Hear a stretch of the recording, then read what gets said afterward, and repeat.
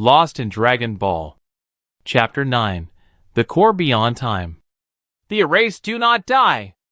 They wait, between seconds, watching, remembering. The silence between timelines. The chamber beneath the resistance base was old, not in years, but in age. It had existed before Earth's collapse, before Goku's corruption, perhaps before the multiverse itself had settled into rules. Kael slid the data Crystal Whis had given them into the console. It hissed, then bloomed with light, a map not of stars, but threads. Winding, severed timelines. Knots of compressed time. Gaps like open wounds. Vegeta crossed his arms. So this is it? The way to the core? Kael shook her head. No. This is just the road. The core lies beyond erasures, timelines that no longer exist. We can't just fly there. Saitama stared at the floating web. Then how? Kael pointed at a red thread pulsing faintly. This one. A timeline that used to exist until Goku erased it. It's unstable, collapsing. But if we anchor ourselves there, we can force open the gate. Vegeta raised an eyebrow. And what was in that timeline? Kael hesitated. Then, Gohan. He led the resistance. He almost won. Silence fell. Saitama looked up. Let's visit a ghost. Thread X3197. The Forgotten Earth. The transition wasn't smooth. They didn't arrive. They bled into the timeline. One moment, they stood inside the resistance bunker. The next, black. Cold. And then, light, flickering like an old film. The world around them looked like Earth, but wrong. Sky tinged in red. Ocean stilled. Time, inconsistent. Clouds reversed. Shadows stretched the wrong way. Vegeta winced. This place isn't just broken. It's denied. Kael nodded. Keep your memory anchors active. This world will try to erase you if you forget who you are. Saitama scratched his head. How do I forget being bald? Kael didn't smile. They walked through the dead timeline. Cities half-formed. Trees frozen mid-motion.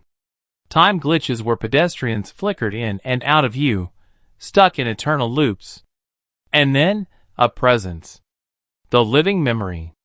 He emerged from the ruins. Not walked. Just was there, like a file being opened.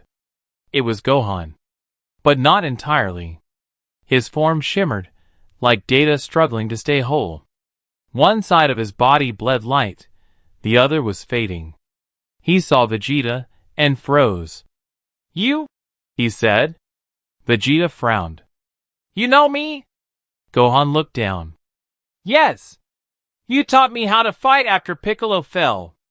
You died buying me time. That version of you was a good man. Saitama stepped forward. So you're a memory? I'm a survivor, Gohan said. Not in body. In intention. When this timeline was erased, something clung to the edges. Me. Kael narrowed her eyes. We need to reach the Convergence Core. Whis said this is the way. Gohan turned. Then you've come to the right nightmare. The core of erasure. Gohan led them to a mountain ridge, or what used to be one. Now, it was a twisted structure of floating platforms, shattered gods, and metallic ruins of old kais. At the center, a gate made of light. But it was sealed. Only a forgotten can open it, Gohan said. Vegeta scowled. Then how do we pass? You don't, Gohan replied. Unless you do what I did. He reached toward Saitama. Let me show you. Inside the memory storm. Gohan's hand touched Saitama's temple. In an instant, Saitama was somewhere else. A field. Peaceful. A house. A woman with long black hair. A young boy calling him. Dad. Saitama gasped. This isn't mine. No. Gohan's voice echoed. But it could have been. This is one of the lives Goku's convergence deemed unfit. So it was erased. And yet, it still exists. Saitama clutched his head.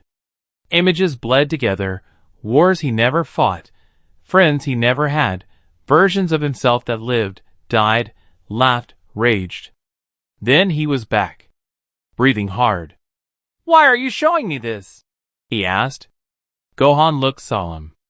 "Because you're not from any timeline Goku touched. You're outside the system. That's why you can pass through the core's gate." Vegeta narrowed his eyes. "And what happens to us?" Gohan looked at Kael. "You must tether yourselves to him.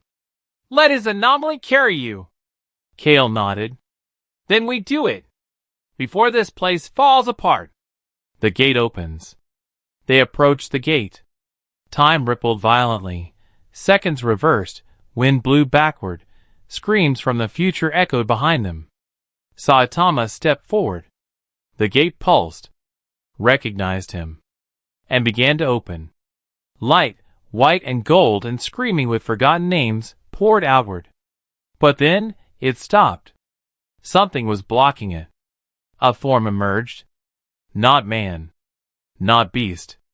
A thing, half data, half angelic, its face a blur of 1,000 identities. "The Null Shepherd," Gohan whispered. "The gatekeeper of Goku's new order." Its voice was not a sound, but a command. "Anomalies will be contained, erased, integrated." Vegeta stepped forward. "Let's see you try." Final confrontation begins. The Null Shepherd launched first, faster than light, its limbs warping physics as it moved. Saitama met it head-on. Their clash collapsed a memory city in the distance. Ki and logic twisted in the air like torn code. Vegeta flanked from the side. Kael fired stasis rounds to slow time distortions. Gohan chanted something ancient, a language only remembered by ghosts. The Null Shepherd bled fragments, not blood, but forgotten moments. With each strike, Saitama saw echoes of people, places, timelines.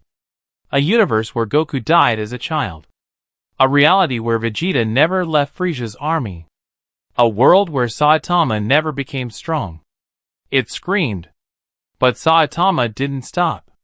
Because for the first time, this wasn't about power. It was about memory. And he refused to forget. Breakthrough. With a final strike, Saitama hit the Null Shepherd into a collapsing time stream, and it shattered like a hard drive exploding. The gate pulsed once more. Open. Gohan stepped back, fading. "My time ends here," he said. "But yours, your story is still being written." Vegeta nodded. "We'll finish what you started." Saitama looked into the light. "Let's go break the rules." To be continued in Chapter 10, The Origin That Shouldn't Exist.